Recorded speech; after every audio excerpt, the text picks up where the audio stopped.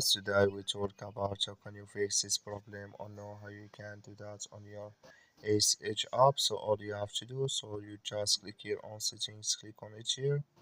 When you just click on settings, it's going to show for you this like this here. Then you go down, just keep going down here, click on apps.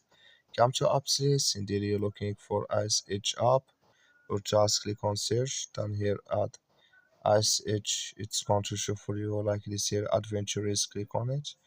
So then you come to this list, click here on for stop, click on OK. Then you go down, just click on storage, come to storage list here, just click on clear cache. Then all you have to do, so you just go to your Play Store, click on it here.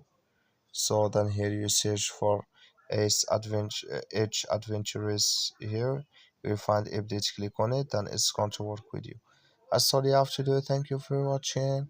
Don't forget to support us by like and subscribe.